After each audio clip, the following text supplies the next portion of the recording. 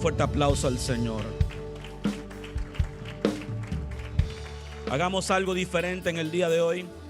En la iglesia de mi abuelo, la gente permanecía en pie cuando se leía la Biblia. Y quiero leerle una pequeña historia en el día de hoy, la cual será el fundamento para mi mensaje.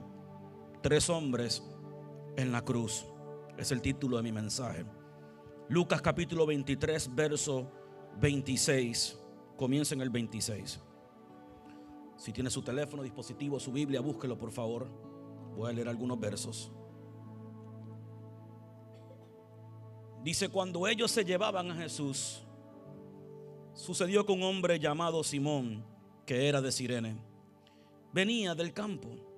Los soldados lo agarraron, pusieron la cruz sobre él y lo obligaron a cargarla detrás de Jesús. Una gran multitud lo seguía, incluidas muchas mujeres que lloraban desconsoladas. Entonces Jesús se dio la vuelta y les dijo: hijas de Jerusalén, no lloren por mí, lloren más bien por ustedes y por sus hijos. Pues vienen días cuando dirán: dichosas las mujeres que no tienen hijos, los vientres que no dieron a luz, los pechos que no amamantaron. La gente suplicará a los montes: caigan sobre nosotros, y rogará a las colinas: entiérrennos. Pues si estas cosas suceden cuando el árbol está verde, ¿qué pasará cuando el árbol esté seco? Llevaron a otros 2 criminales para ser ejecutados con Jesús. Cuando llegaron a un lugar llamado Calavera, Calvario o Gólgota, lo clavaron en la cruz, y a los criminales también, uno a su derecha y otro a su izquierda. Jesús dijo: Padre, perdónalos, porque no saben lo que hacen. Y los soldados sortearon su ropa tirando los dados. Y la multitud observaba. Los líderes religiosos se burlaban. Salvó a otros, decían, que se salve a sí mismo si es verdad que el Mesías, que es el Mesías de Dios, el elegido. Los soldados también se burlaban de él al ofrecerle vino agrio, vinagre, para beber. Y exclamaron: si eres el rey de los judíos, sálvate a ti mismo. Encima de su cabeza colocaron un letrero. Este letrero decía: este es el rey de los judíos. Uno de los criminales colgado junto a él se burló y le decía: así que tú eres el Mesías, demuéstralo salvándote a ti mismo y también salvándonos a nosotros. Pero el criminal protestó, el otro criminal protestó: ¿ni siquiera temes a Dios ahora que estás condenado a muerte? Nosotros merecemos morir por nuestros crímenes, pero este hombre no ha hecho nada malo. Luego dijo Jesús: acuérdate de mí cuando vengas en tu reino. Y Jesús le respondió: te aseguro que hoy estarás conmigo en el paraíso. Ya era como el mediodía. La tierra se llenó de oscuridad hasta las 3 de la tarde. La luz del sol desapareció y de repente la cortina del santuario se rasgó por la mitad. Después Jesús gritó: Padre, encomiendo mi espíritu en tus manos. Y con esas palabras dio su último suspiro. Pueden tomar su asiento.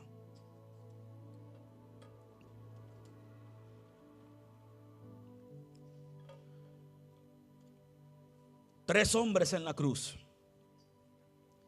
Mientras yo meditaba sobre esta palabra, les he comentado a los que están aquí en nuestra iglesia, en nuestros servicios, que para mí este fin de semana siempre es muy importante, es muy especial. Y muchas veces me preparo con mucho anticipo, pues tengo que tener y quiero tener mucho cuidado con las palabras que salen de mi boca acerca de un evento tan importante. Particularmente para que no se convierta en algo rutinario, algo que simplemente oímos domingo tras domingo, año tras año, servicio tras servicio, y que la muerte y la resurrección de Jesucristo se convierta para nosotros algo normal. No fue normal. Pero ese día quiero que sepas que nada ocurrió por casualidad. Por lo contrario, todo fue orquestado. Todo fue planificado.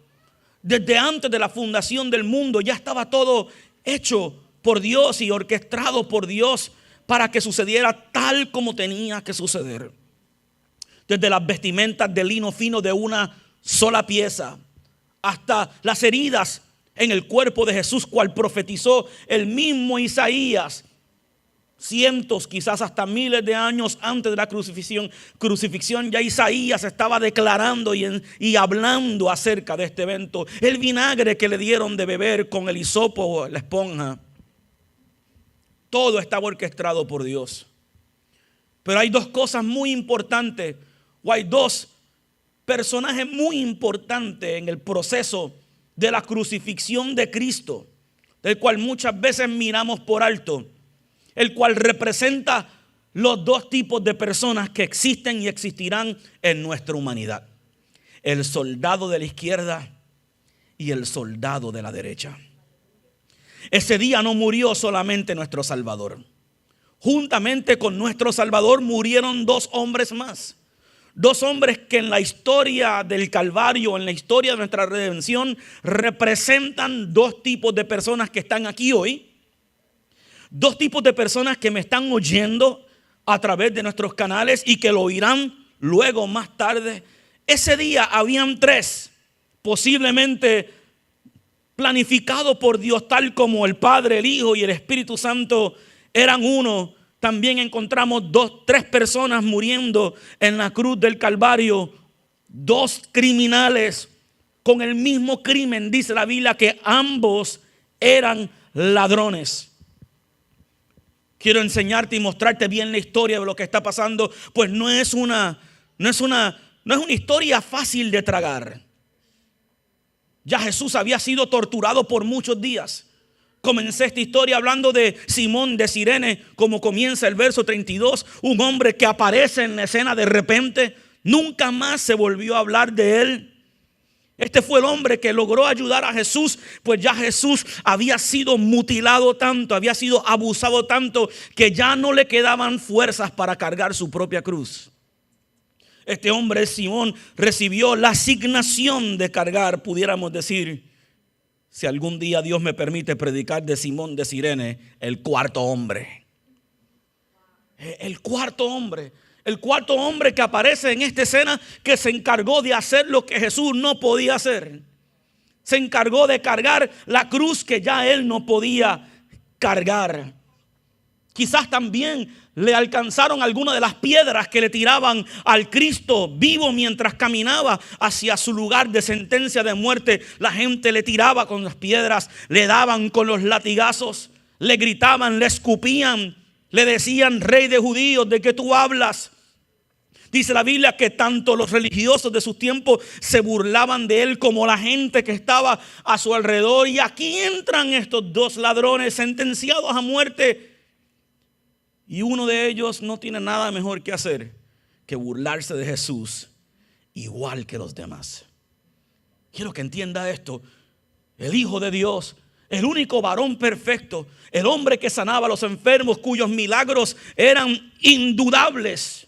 Nadie podía decir que este hombre no caminaba con el Señor, pues fue el mismo Nicodemos, uno de esos mismos religiosos, que dijo: nadie puede hacer las cosas que tú haces a menos que Dios esté con él. Pero aquí estaban estos dos soldados, uno de ellos con el corazón muy endurecido. Los dos ladrones. Uno de ellos con el corazón muy endurecido. El corazón que realmente no le interesaba nada acerca de Dios. Que había visto, había oído, estaban viendo la palabra profética cumplirse delante de sus propios ojos. Entienda algo, en la cultura judía, la espera del Mesías era mega importante. Todo niño desde chiquito hasta grande escuchaba: estas son las señales del Mesías. Cada una de ellas se estaba cumpliendo delante de sus propios ojos. Aún el tipo de muerte, aún el tipo de ministerio que tuvo este gran hombre. Y con todo y eso no creían. Con todo y eso, el ladrón, no sé si era el de la izquierda o el de la derecha. Como yo soy derecho, voy a decir que es de la izquierda. Ese ladrón estaba simplemente burlándose con todos los demás, diciendo: No eres tú el Rey de Reyes, no eres tú el Mesías. ¿Por qué no te salvas tú? Y también de paso nos salva a nosotros. Interesante, porque este ladrón se burlaba del Mesías, pero quería los beneficios del Mesías. No creía en el Salvador, pero si había salvación, él la quería tener. Recuerde, los dos tipos de hombres o seres humanos que existen hoy es uno. Son dos hombres que todos hemos pecado y hemos sido destituidos de la gloria de Dios. Todos le hemos fallado al Señor. Todos hemos hecho y nos merecemos el infierno. No hay ni uno bueno, dijo Jesús. Bueno es Dios. Ni uno bueno. Ay, que mi abuela era tan buena. Ni uno es bueno. Ay, que eres tan santo. Ni uno bueno. Ni uno bueno es Dios. Punto. Pero uno malo escogió quedarse malo. Escogió burlarse. Escogió no aceptar el sacrificio de Cristo. Escogió no aceptar y no ver que quien estaba al lado suyo no merecía estar a su lado. Pero ahí estaba. Es interesante que todos nosotros, ninguno de nosotros nos merecemos que Él esté a nuestro lado. Pero ahí Él está. Ninguno de nosotros merecemos que Él represente a un ladrón, a un mentiroso, a un endemoniado. Ninguno de nosotros merecemos ser representados por Dios. Pero ahí Él está. Diga conmigo, ahí Él está. Okay, what's going on? Ay. Buscando la redención del hombre. Buscando perdonarnos de nuestros pecados. Buscando estar al lado nuestro. En todo momento, en todo minuto. Aún en los momentos más difíciles, más complicados de nuestra historia. El otro era igual de culpable. Igual de criminal. Igual de malo. Sin embargo, este le dice a su compañero de robo: ni siquiera en el día de tu muerte le temes a Dios. Escuche bien. Hemos llegado a un punto, el ser humano llega a un punto donde su corazón se endurece tanto y su mente se entenebrece tanto, se endurece tanto que ya el temor de Dios no existe en él. Lo que salva a un hombre igual de pecador que otro hombre es que tiene la capacidad de temer al Señor. Que tiene la capacidad de decir: sí, es cierto, yo soy malo. Sí, es cierto, yo he pecado. Pero al lado mío hay un hombre inocente que está muriendo. Él no hizo lo mismo que yo hice. Cada uno de nosotros tenemos que escoger en algún momento qué clase de ladrón vamos a ser. El ladrón que no le teme a Dios, o el ladrón que dice, aunque sea en el último minuto: ten misericordia de mí y llévame contigo al paraíso. ¿Quién le dijo a este hombre que existía un paraíso? ¿Quién le dijo a este hombre? ¿Quién le dijo a este ladrón que existía una posibilidad que en ese último minuto y segundo de su vida pudiera ser redimida de tal manera que la misma recompensa que recibiría un hombre inocente, recibiría también un hombre culpable? Ese segundo ladrón, el de la derecha, ese segundo ladrón reconoció la gracia de Dios. Reconoció que ninguno de aquellos religiosos que se burlaban de él, posiblemente al frente de él estaba el pastor del templo donde él se crió, riéndose de Jesús, burlándose de María y de Juan, y las mujeres que dice la Biblia lloraban y gritaban. Posiblemente ahí Pedro entre ellos, el Simón de Cirene, este nuevo personaje cansado de haber cargado aquella cruz, pero no se movió del lado de Jesús. Y Dios le da simplemente una palabra y le dice: hoy estarás conmigo en donde yo voy. hoy estarás conmigo simplemente porque creíste. Simplemente porque no permitiste que tu corazón se endureciera tanto que ignoraras que lo que estaba al frente tuyo era tu salvación. Hay un problema. Cuando Dios pone delante de ti la solución a tu problema, cuando Dios pone delante de ti el perdón a tu pecado, la liberación de tu alma, y teniéndolo al frente tuyo, muchas veces somos como el ladrón de la izquierda. Me gustaría que me salvaras, pero no te quiero reconocer. Me gustaría los beneficios, pero no quiero el compromiso. No quiero rendirme. No quiero darme. Me burlo de los que se rinden. Me burlo de los que sirven. Me burlo de los que se humillan ante ti. Pero quiero los beneficios que ellos tienen. Y así no es posible. No es posible. Sin embargo, lo que Cristo mostró en la cruz del Calvario en su relación con aquellos dos hombres era que el plan original de Dios siempre ha sido y siempre será extenderle gracia inmerecida al hombre. Hay un término en teología, se lo digo simplemente porque me lo sé: la gracia preeminente. Es una gracia que sencillamente tú ni piensas en ella. No te la mereces. No es tuya.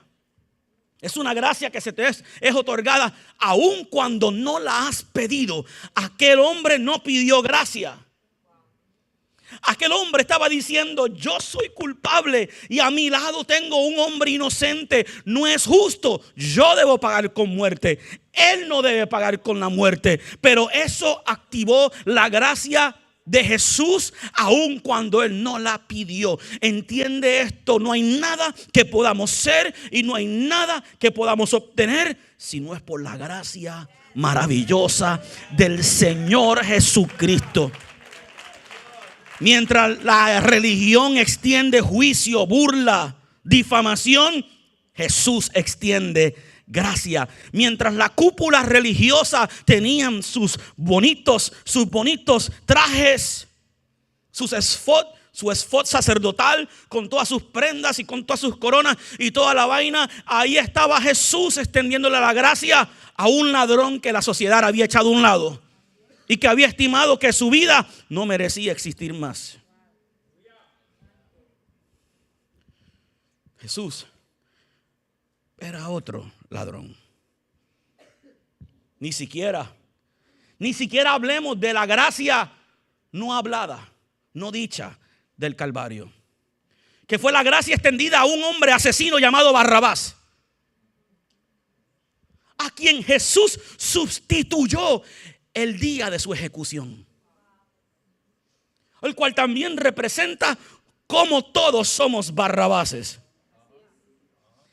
y merecemos ser ejecutados por nuestro pecado, pues la Biblia dice: la paga del pecado es muerte. Ese hombre nunca pidió ser sustituido, pero la gracia del Señor se activó en ese día sobre su vida, que Él no tuvo que pagar por sus delitos. Como tú, si aceptas a Jesucristo, tampoco tienes que pagar por los tuyos. La cruz. Empecé con 3 hombres en la cruz, ya voy por 5 hombres en la cruz. Porque la cruz no se trata de un día paupérrimo, terrible, malo. La cruz se trata del día que el mundo conoció la gracia. El día que el mundo conoció la gracia. O sea, Jesús todavía no había muerto y ya estaba salvando. Salvó a 2. Y el otro no lo pudo salvar porque no quiso ser salvo. Sencillamente prefirió quedarse en su miseria que aceptar la gracia que Dios le estaba extendiendo. Quiero que entiendas algo, mis queridos. El propósito de Dios siempre fue extender la gracia y siempre será extender la gracia a los hombres. Pedro lo dijo de esta manera y yo creo que Pedro fue uno de los que en la Biblia experimentó un alto nivel de gracia.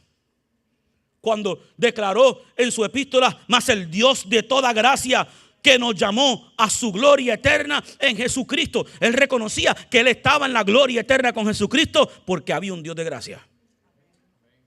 Tú vas a poder echar hacia adelante en tu vida porque hay un Dios de gracia. Tú eres sano porque hay un Dios de gracia. Esa misma gracia fue la que Dios extendió desde un principio en el libro de Génesis. Cuando el hombre y la mujer pecan delante de Dios, y no solamente pecan delante de Dios, sino que le ocultan a Dios su pecado. Y se van y se buscan unas plantitas ahí y se tapan con una orquídea. Se tapan con una mata de plátano. No sé con qué se taparon, pero se taparon con lo que había en el jardín. Y cuando Jesús encuentra a Adán, después de buscarlo en el huerto del Edén, le dice: ¿quién te dijo que tú estabas desnudo? ¿Sabes que en ese momento, a pesar de que Dios tuvo que dictar sentencia y decirle: bueno, has pecado, tengo que sacarte del huerto, van a perecer, necesito establecer un plan? Aún en ese momento en el huerto, Dios le extendió gracia a Adán y a Eva al en ese momento sacrificar un cordero y ponerle vestimentas de pieles con la sangre de un cordero. Desde el principio Dios no está buscando echar al hombre hacia afuera. Desde el principio Dios está echando el hombre hacia adentro. Es el hombre el que se aleja cuando Dios se acerca. Es el hombre el cual quiere castigo y no gracia. Es irónico. Le huimos al castigo, pero cada vez corremos más hacia Él en vez de correr hacia Jesús para ahí encontrar la gracia. Adán y Eva se escondieron del Padre huyendo del castigo, pero cuando el Padre los encontró, les extendió hasta donde podía, porque aún Jesús no había muerto, pero hasta donde podía le extendió su gracia. Fue Noé. En un tiempo donde la Biblia dice que había una generación muy perversa. Tan perversa que el mismo Dios dijo: no, esto no puede continuar. Tengo que reactualizar la tierra, tengo que limpiarla. Y escogió un hombre llamado Noé y su familia para construir un arca. Y le dio gracia a Noé. No era la familia perfecta. La historia es bastante interesante. No era la familia perfecta.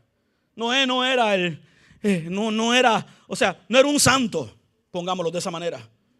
Pero Dios le extendió gracia, lo preservó, lo metió dentro de su arca y aún lo protegió del propio juicio que Dios estaba enviando a la tierra en ese momento. Le extendió gracia. Dios tiene un historial de gracia. Abraham fue llamado siendo un politeísta. ¿Sabe lo que es un politeísta? No, ok, te lo explico. Es una persona que adora a muchos dioses. Poli, de múltiples, muchos. Teísta, adorador de Dios. ¿Qué adoraba Abraham? Abraham adoraba el sol, las estrellas, la luna, lo que veía en el planeta. Por eso cuando Dios le habló a Abraham, le habló en un nivel que él podía entender y le dijo: sal afuera, mira las estrellas del cielo, las ve. Pues claro, si las adoro todos los días, perfecto, así será tu descendencia. Tan poderosa como tú piensas que son tus dioses, así será tu descendencia. Y aún en su condición de pecado, en su condición aún de hombre que no estaba sirviéndole al Señor, Dios le salió al encuentro, se le reveló a Abraham, lo convirtió en un padre de multitudes, lo convirtió en el padre de la fe de los creyentes, porque le otorgó. ¿Qué le otorgó? Le otorgó gracia. Yo vine a darte esperanza. Dios te otorga gracia. Para aquel que llegó aquí pensando que las cosas malas y negativas que le están sucediendo en su vida es porque de alguna manera Dios te está enviando algún tipo de juicio. No sabemos lo que es el juicio de Dios. Dios no te envía juicio dándote una cuenta nueva que pagar. No, gracia. Ya conmigo, gracia. Yeah. Aún dentro del sistema de la ley, una ley muy estricta, una ley donde básicamente la ley de Moisés es: aquí muere todo el mundo, el que miente que muera, el que adultera que muera, el que adora a otros dioses que muera, el que codicia a la mujer de otro que muera. aún dentro de un sistema de ley tan estricto como lo que era la ley de Moisés, la ley de Levíticos, el mismo Dios hizo una provisión de gracia, dándole instrucciones a un sumo sacerdote que se presentara una vez al año. Una vez al año que se presentara al lugar santísimo de Dios con una ofrenda sacrificial para borrarle los pecados completamente a los hombres. Esa fue la forma en que Dios evitó tener que destruirlos a todos. Porque el mismo Dios decía, presentamos la ofrenda en es reset, empiezas de nuevo. ¿Qué era eso? Aún dentro de la ley, una demostración de la gracia. Una demostración de que hay espacio para el ladrón que reconoce el señorío del Jesús que está clavado igual que él en la cruz del Calvario. Abraham fue el ejemplo de lo que era el ser justificado no por las obras de la ley, sino por la justicia que es por la fe. Pues la Biblia nos dice que Abraham fue justificado por la fe. Él fue justificado porque creyó.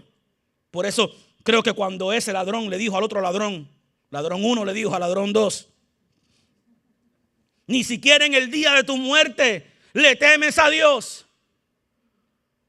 Ni siquiera en ese día, ni siquiera, o sea, yo no puedo entender cómo a la gente le va tan mal sin Jesús. Y con todo y eso, no vienen rendidos ante Él. No lo puedo entender. No, yo no puedo entender cómo una persona puede experimentar y vivir en un mundo tan difícil, tan complicado como el que nosotros vivimos hoy y no comprender tan siquiera por inteligencia, por default o por el sentido común que no es tan común.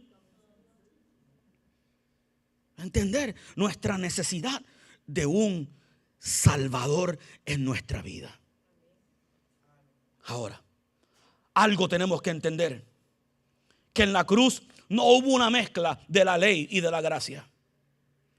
Por un lado encontrabas y veías a los judíos en ese momento tratando de implementar la ley para asesinar al Salvador, pero Jesús no se rindió ante la ley. Por lo contrario, muy bien Jesús pudo haber dicho, es más, si hubiera sido Daniel Seguí en la cruz, posiblemente, sea honesto, yo hubiera dicho, bueno, si tengo que morir yo, que mueran todos. ¿Ah? Cuando toca, toca. ¿Ah? ¿Sí? ¿No fue eso lo que dijo Jesús? Aun cuando Simón Pedro le dice a Jesús, matémoslos a todos, vamos a asesinarlos. Vamos, tú eres el Señor. Y Jesús le dice a Pedro, Pedro saca su espada, le corta una oreja a un soldado. Y Jesús le dice, hey, aguántate macho. Hablamos en un par de horas cuando me estés negando. Y después le dijo, si yo quiero ahora mismo, llamo legiones de ángeles y esto se acaba. Pudo optar por la ley. Ay, Señor, este sonido está en victoria. Pudo optar por la ley, pero escogió la gracia. Pudo optar por decir, no, terminemos esto ya de una buena vez. Pero no, extendió la gracia. Aún Moisés, cuando cometió el grave error de romper las tablas de la ley que el Señor le había dado, y Dios no tuvo otra más que dictarle una sentencia y decirle, bueno, Moisés, me perdonas, pero no vas a poder entrar a la tierra que yo te prometí. Pero aún en un acto de misericordia y de gracia extendida a Moisés, él no pudo entrar a la tierra, pero dice la Biblia que Dios lo llevó a un lugar antes de su muerte donde pudo ver la tierra. No entró, pero la vio. No entró, pero la vio. Es un acto de gracia, dice la Biblia, que aún Satanás empezó a pelear por el mismo cuerpo de Moisés. Y en un acto de gracia, Dios envió sus ángeles para preservar la vida, el cuerpo del hombre que le había servido tan tremendamente. Observamos que Jesús es muy diferente al Jesús que proyecta muchas veces la misma iglesia, o que proyectamos nosotros mismos como creyentes, porque en muchas ocasiones no queremos dar misericordia, pero siempre queremos misericordia. Cuando se trata de otros, crucifíquenlo. Cuando se trata de nosotros, ¿qué pasó con la gracia? ¿Qué pasó con la misericordia? ¿Qué pasó? No. Observamos un Jesús, aún como lo describe Juan en el capítulo 1, donde habla que este Jesús, este verbo, se hizo carne y habitó entre nosotros, y vimos su gloria, la gloria como la del unigénito del Padre. Y luego dice, lleno de gracia y lleno de verdad. No sé qué clase de hombre eres tú, si ladrón 1 o ladrón 2, pero quiero decirte quién verdaderamente es el que está al lado tuyo. No es ni el 1 ni el 2, es el Jesús lleno de gracia y lleno de verdad. Alguien dice amén. La gracia es favor inmerecido y la verdad es orden. Por lo tanto, Dios no simplemente extiende su gracia para dejarte igual. No. Por lo contrario, la gracia es un acto de misericordia para decirte: yo te perdono, yo te recibo, yo te acepto, pero mi verdad no te va a dejar igual. Mi verdad te va a hacer libre. Por eso Juan decía, estaba lleno de gracia, pero también estaba lleno de verdad, de rectitud. Estaba lleno, ¿me entiendes?, de la justicia de Dios, que no es legalismo, es justicia. La gracia siempre te va a llevar a la verdad. Y la verdad es lo que te va a llevar a la libertad. Nadie se queda libre con el engaño. La gracia de Dios es tan perfecta. Aquí es que viene el balance. Porque algunos predican una gracia irresponsable. Una gracia que simplemente le tira la sábana a cualquiera. Pero eso no es la gracia de Dios. Pablo dijo, una de mis expresiones preferidas de Pablo: ¿qué pues diremos? ¿Preservaremos en el pecado para que sobreabunde la gracia? En ninguna manera. Ahí está ese Jesús que es todo gracia, pero también es todo verdad. La gracia te atrae a Él, pero la verdad te liberta para Él. La gracia te acerca, pero la verdad te liberta. Ese es el poder del evangelio. El poder del evangelio es que muchos le tienen miedo a la gracia por temor a que de alguna manera la gracia traiga algún tipo de libertinaje. La gracia irresponsable puede traer libertinaje, pero eso no es la gracia de Dios. La gracia de Dios te trae y te lleva y te conduce a la verdad. Es esa gracia que ahora te dice, tú no solamente eres perdonado, sino que también puedes ser transformado. Y es esa gracia y esa verdad la que te capacita para poder recibir y practicar la palabra de Dios en la libertad con la cual el Hijo te ha hecho libre. Es la que te hace entender como entendió ese ladrón. Que si no hubiese sido porque los hombres lo sentenciaron a muerte, yo te garantizo que ese ladrón se bajaba de aquella cruz completamente transformado y posiblemente se hubiera convertido en el discípulo número 12. Después que Judas se ahorcó. A ese nivel llegaba la gracia de Dios. Que tomaba un hombre como Pedro, que le había traicionado, y en menos de 50 días le dio el púlpito más famoso: predicar en Pentecostés. ¿Qué sucedió? ¿Qué sucedió en esos 50 días? Que este hombre fue cambiado y transformado de tal manera. Bueno, 50 días antes, Pedro era el ladrón número 1. 50 días después, se movió a ser el ladrón número 2. Pedro, ¿me amas? Señor, tú sabes que te amo. Ok, te extiendo la gracia y te extiendo mi verdad. Mi gracia te restaura, mi verdad te transforma. Alguien dice amén.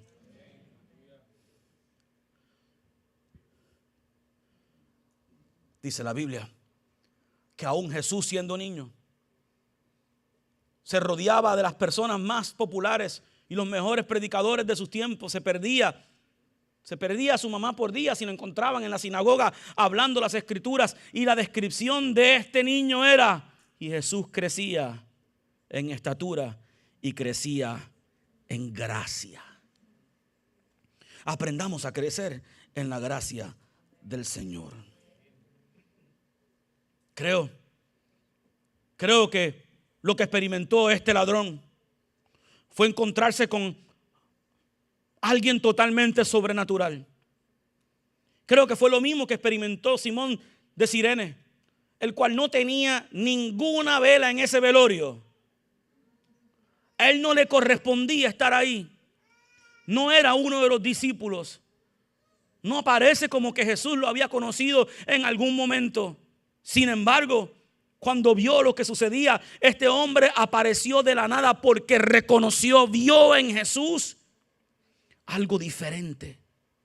Pudo sentir el corazón de Jesús latir por él. Y él dijo: como mismo Jesús tuvo misericordia o tiene misericordia de mí, yo tengo misericordia de él. Dame la cruz, la cargo yo.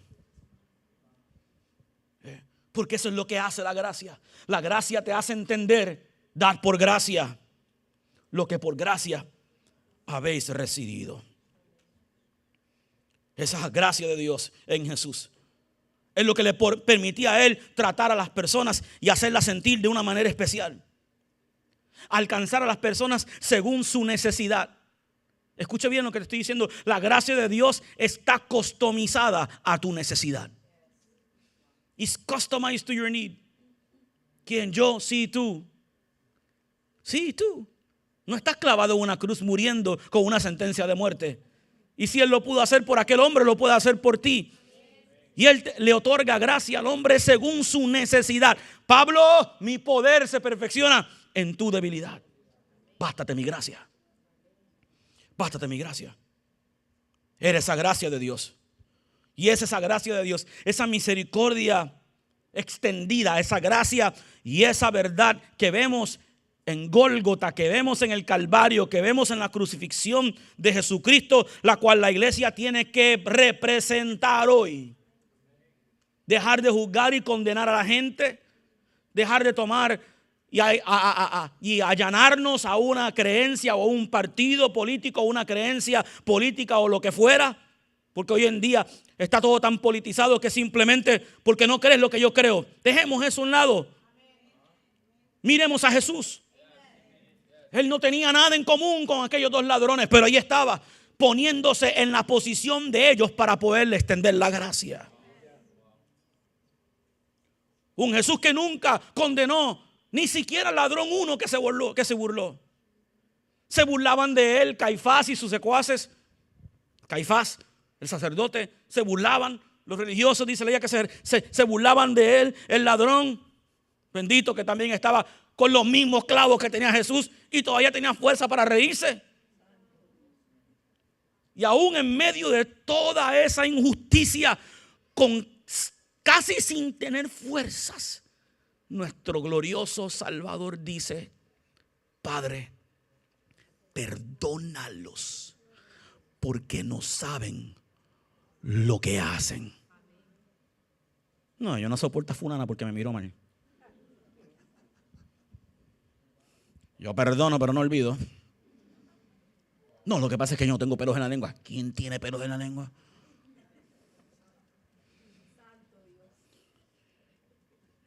Y nos allanamos a actitudes las cuales justificamos para sentirnos bien y están muy lejos de ser la gracia redentora de nuestro Señor Jesucristo. Alguien dice amén. Creo que cuando nos alineemos al mensaje del Calvario, nos alineemos a las palabras de Jesús, cuando tratemos a nuestros semejantes como Jesús trató a los de Él, cuando tratemos a nuestros enemigos y perseguidores como Jesús trató a los de Él, que nunca le levantó un dedo, nunca les dijo absolutamente nada, los dejó que hicieran todo lo que quisieran con Él. El día que nosotros como iglesia y como creyentes podamos representar esa maravillosa gracia, el oído del mundo se abrirá a conocer a nuestro Salvador. Se abrirá a escuchar el verdadero mensaje de Jesucristo, que simplemente proclama aún desde el Calvario: perdónalos, porque no saben lo que hacen. Y de repente nuestro sistema religioso se caerá. Un sistema que está diseñado para condenar, para acusar, para separar al mundo de Dios. Sabes que ese día pasaron muchas cosas. Ese día pasaron muchas cosas. Cuando Jesús, en la historia que yo le leí, dice la Biblia, que Jesús entregó su espíritu. Escuche bien lo que pasó. Dice la Biblia, y vino a las 3 de la tarde. Ya conmigo, a las 3 de la tarde.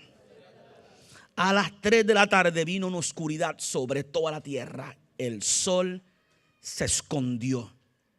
Y mire lo que sucedió. Hubo un terremoto. Pues te repito, si yo fuera Jesús y me cogen en un día en la carne, ese terremoto viene para que se abra la tierra y se los trague a todos. Oren por mí. Todavía estoy en la obra de gracia.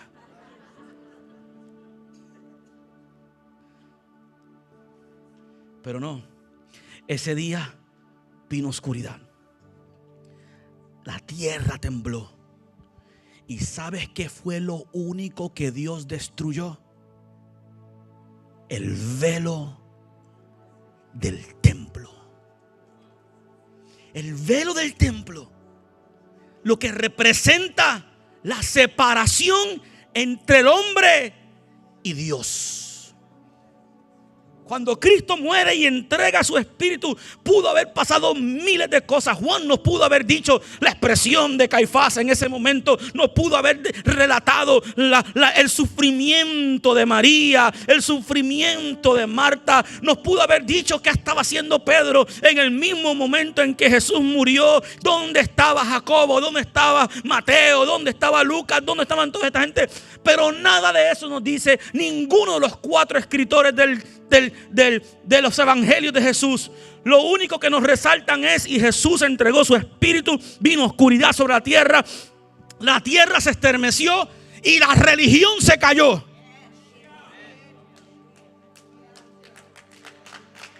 La religión se cayó. El velo fue destruido. Jesús diciendo por última vez: no más separación entre el hombre y yo. Qué privilegio tuvo ladrón número 2, que fue escortado al paraíso por el Salvador. Abraham no fue escortado, Moisés no fue escortado, Pablo no fue escortado, ninguno de los discípulos fue escortado. El ladrón de la cruz, el que le dijo: llévame contigo. Y ese Jesús le dice: hoy estarás conmigo allí. Ven. Los dos entregan su espíritu. Y Jesús, me lo puedo imaginar, tomando de la mano de aquel ladrón, lo lleva al palacio celestial diciendo: este es tan inocente como yo, este es tan justo como yo, este está tan lleno de gracia como yo estoy lleno de gracia. Porque él pudo ver por encima de su pecado y ver el sacrificio de gracia y de verdad. Si me oyes hoy, ya sea en línea o estás aquí, quiero que sepas algo. Los 3 hombres en la cruz, uno de ellos, nuestro Salvador, que es la aspiración a quien nosotros debemos imitar y ser. El primogénito entre muchos hermanos. Pero antes de llegar y aspirar a ser como ese Jesús, tenemos que decidir si somos ladrón 1 o ladrón 2. El que ignora este mensaje, el que se burla de este mensaje, O el que dice hoy no, mañana, pasado, después, más tarde. O el ladrón 2 que dice: yo no me merezco estar vivo. Yo no me merezco el privilegio de estar a tu lado. Pero ¿sabes qué descubrió aquel ladrón? Cuando le dijo a Jesús: llévame contigo, fue porque él dijo algo, algo tiene que haber pasado, en el corazón de ese muchacho. Porque él experimentó una maravilla tan grande de estar al lado de Jesús, que él dijo: aún en muerte no me quiero separar de ti. Algo caló fuerte en su corazón, que él dijo: Jesús, en estas circunstancias terribles las cuales estamos viviendo, prefiero estar aquí hoy a tu lado que allá abajo, puro, sano, pero lejos de ti. No quiero.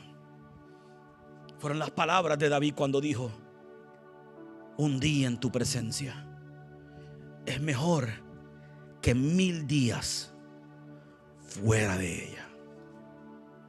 A ese punto tenemos que llegar, de enamorarnos del Jesús de la cruz, el Jesús de la gracia, el Jesús del amor, el Jesús que no importa cuánto daño le hayan hecho, sus únicas palabras eran: Señor, perdónalos, no le tomes en cuenta su pecado, que me castigan a mí, pero ellos no. Vamos a orar. Padre, te doy gracias. Te doy gracias por tu palabra. Te doy gracias, Señor, porque tú nos llevas a una plena revelación y conocimiento de tu amado Hijo. Que mucho tenemos que aprender de Jesús. Que mucho tenemos que aprender de ese evento histórico. Ese evento histórico, Señor, de la crucifixión y la muerte de nuestro Salvador. Donde aún en medio de esas circunstancias tan terribles y tan difíciles, nos enseñó su gracia, nos enseñó su compasión, nos enseñó su amor para con nosotros. Espíritu Santo de Dios, en esta noche yo te pido, Dios, aún cada persona que esté en este lugar, el Señor, revela tu gracia, porque tu gracia es más que suficiente. Revela tu gracia y tu verdad a cada uno de nosotros, porque tu gracia, Señor, ciertamente nos acerca, pero tu verdad nos transforma. No queremos solamente estar en proximidad, queremos estar transformados, cambiados, cumpliendo nuestro propósito en tu vida, en nuestras vidas. Espíritu Santo de Dios, en esta noche, Señor, hacemos memoria de ese evento. Hacemos memoria, Señor, donde la cortina se cae. Yo oro hoy, Señor, derriba la cortina que separa al hombre de ti. La cortina que nos separa de tu gracia, de tu amor, de tu verdad. La cortina, Señor, que nos separa de poder recibir, Señor, todo lo que tú tienes a través de una gracia que no nos merecemos y que tampoco hemos pedido. Sin pedirla nos la diste. Gracias, mi Rey. Espíritu Santo de Dios, haz tu obra en medio nuestro. Te invito a que te pongas de pie conmigo, por favor. Oh yes. Oh yes. Gracias, Señor. Muestra tu gracia sobre tu pueblo.